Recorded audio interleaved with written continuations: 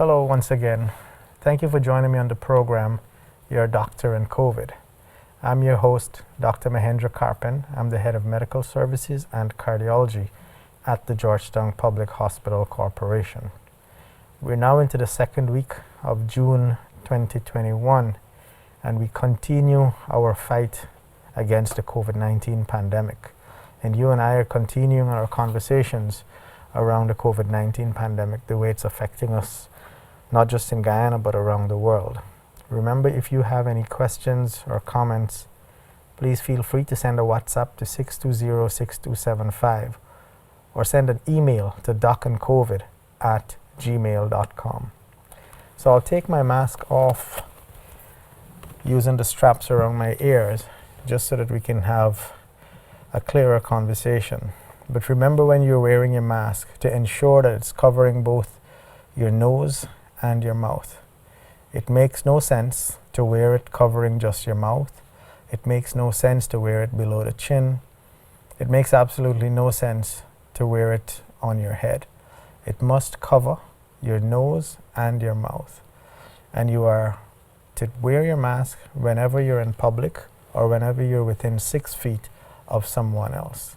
And this is much more important and relevant when you're interacting with persons outside of your homes. There's a lot of times that people can have conditions that they don't know about. And even in your own homes, when you have a positive COVID-19 patient, everyone can generally be at risk for contracting COVID-19 from the infected person. So we continue to encourage you to wear your mask, wear it properly, wash your hands as often as possible, or use sanitizers, alcohol-based sanitizers, which have at least 70% alcohol content. And we encourage you to continue to maintain social distancing. In this era, our biggest achievement so far has been the development of the COVID-19 vaccines. And we have had several companies developing vaccines. In Guyana, we are lucky that we have 3 options for the vaccines. We have the AstraZeneca from Oxford University, we have the Sputnik 5 from Russia, and we have the Sinopharm vaccine from China. And all of these vaccines have been shown to be safe and effective in preventing severe COVID-19 infection. All of them. So far around the world, in total vaccination doses, there have been about 1 billion vaccine doses administered to the people of this world. And there is absolutely no major grand number of side effects or adverse reactions that has been reported. And this is true for all of the vaccines, whether it be AstraZeneca, Sinopharm, Sputnik, whether it's Pfizer or Moderna. There is no major unifying adverse reaction. We have not seen people dropping dead because of the vaccine. We have not seen any major side effect. People are not having increased heart attacks. They're not having increased strokes. They're not having rises in blood pressure, heart rate, etc. in any significant manner, which is maybe due to vaccines. None of that is happening. What we do know is that all of the vaccines, all of them, are 100% effective in preventing severe COVID-19 infection.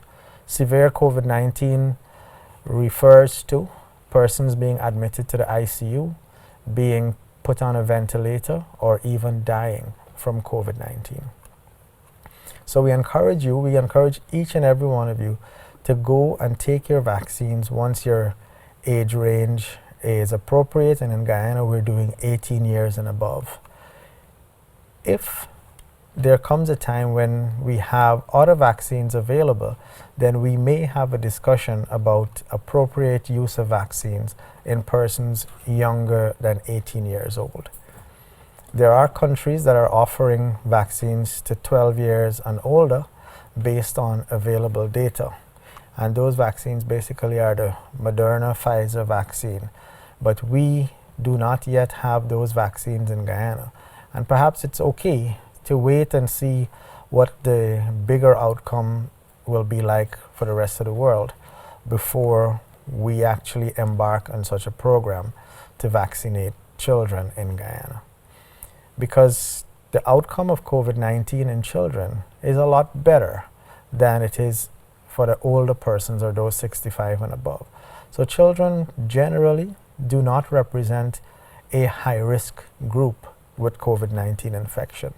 They are much less likely to be admitted to hospital, much less likely to be in an ICU, being put on a ventilator, or dying. The risk of any of those is less than 1% for children. So far, none of the countries and none of the populations that have been examined, none of them have shown any significant adverse outcomes in children to a large extent. So we will await further information, further data analysis before we actually recommend vaccination in children or in the age group younger than 18 years old. So when is the best time to take your vaccine? The best time to take your COVID-19 vaccine is as soon as you are offered it and it's available to you. Once there is no contraindication, and there is only one group of persons who should not take the vaccine. And that group of persons include those who have a known history of severe allergic reactions. Severe allergic reactions, meaning that you would have had to go to the emergency room with breathing problems, etc., maybe admitted to hospital, needing adrenaline injection, etc. That is severe allergic reaction.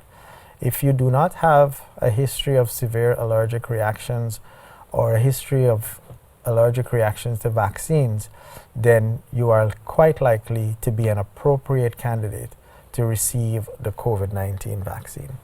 So the best time to get the vaccine is actually as soon as it's available for the majority of people. It is not the right thing to do to wait until you get infected or wait until you start having symptoms before you go and get the vaccine. Remember, when you take this vaccine, you will have to wait for about 2 weeks before your body starts to develop any kind of meaningful immunity or any meaningful resistance to COVID-19. So you cannot expect to be having symptoms of COVID-19, go in and take the vaccine at that time and having any major benefit from the vaccine. It is not likely to provide you any benefits when you are actually infected with COVID, if that's the time you choose to go and get vaccinated. So I want to encourage you to go and get the vaccine as soon as possible and give your body a chance to fight off and develop immunity so that when you are exposed to the real infection, you have some defense mechanism. Even one dose after 2 weeks can provide protection, can provide some level of immunity. The vaccines that we have actually require 2 doses for the full immunity to develop. But even after 2 weeks receiving 1 dose, you can still have good immunity being developed so that if you are exposed, your likelihood of getting severe COVID is reduced. But it is best when you have both doses. So please don't wait until you get a fever, until you become symptomatic, to then go and join a line to get vaccinated. At that point, the disease is already probably in your system and the vaccine will not make the difference that we're hoping for it to have. So I hope this would have encouraged you and enlightened you as to the role of the vaccine, when to get it, and when is the right time and when is not the right time to get the vaccines. In recent time, we have had some challenges in getting the second dose of the Sputnik vaccine. And it's important to understand that the Sputnik vaccine is 2 doses and there are 2 different formulations given in the 2 doses. The first dose uses one type of adenovirus as the vector, and the second dose uses another type of the virus. So it is not designed that you get 2 of the same injection for first and second dose. You get type 1 in the first dose and then type 2 in the second dose. We have seen credible research, and the new position now is that the vaccine, the Sputnik vaccine, can be given as far apart as 12 weeks or 3 months. So notwithstanding the fact that you might have had an appointment date for your second dose about 3 to 4 weeks after the first dose, you are still able to wait up to 3 months to get your second dose.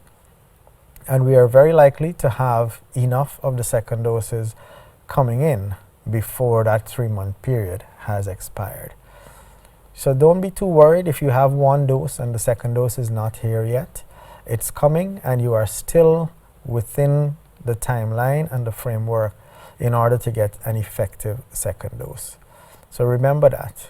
It is not absolutely necessary to stick rigidly to the 3 or 4 week timeline to get the second dose of the Sputnik. You can actually take it up to 3 months after the first dose.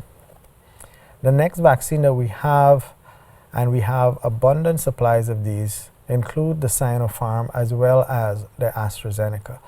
And all of these vaccines have an efficacy rate of between 70 to 90%. And in practical terms, what it means is that you have between a 70 to 90% chance of developing a milder form of the disease or none at all if you were to become infected with COVID-19. It is very protective against the severe form. All of these vaccines have the same kind of outcomes. Now, as we speak now in the middle part of June 2021, we have still about 70 persons in the COVID hospital and about 21 persons in the COVID ICU. We would have had just over 400 deaths in the country from COVID-19 related causes. What is known is that there is no one who would have died from COVID-19 who had full doses of the COVID-19 vaccine.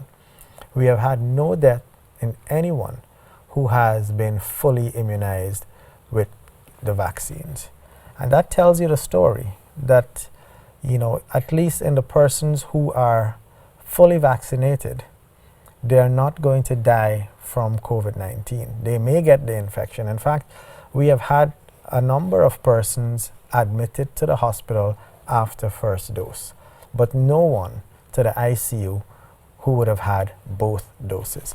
So I'm going to encourage you with that experience to go get your vaccine as soon as possible. And you're free to ask questions. You're free to express your doubts and reservations. The nurses, the public health persons who are going to give you the vaccines, they actually would be quite willing and happy to answer your questions. Or you may also research some information online, but be careful of the source that you're getting your information from. We would recommend that you get your official information from the WHO website, from the Ministry of Health website, and these are easily available online and easy to read type of information that is there. So that you have all the data, you have all the information so that you can make an informed decision. So something happened which is quite revealing in recent times. The courts in Barbados have ruled that employers can actually refuse employment to persons who refuse to take vaccines.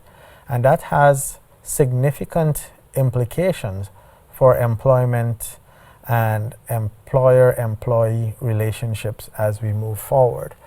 Don't be surprised if more and more private employers, at least, start to make vaccination a requirement, or at least a plus, as they seek to exit this pandemic. That's something that we should all bear in mind, that having the COVID-19 vaccine may actually impact on your employment chances. So hopefully we would have spent some time talking about the COVID-19 vaccine. Those of you who haven't taken it as yet, would be encouraged to go get your COVID-19 vaccine. And those of you who would have taken both doses or even one dose, please remember to continue to do safe practices. Remember to wear your mask, wash hands, and maintain social distancing. Thank you once again for joining me, and do have a pleasant evening. Remember, if you have questions or comments, feel free to send a WhatsApp to 620-6275 or send an email to docandcovid@gmail.com.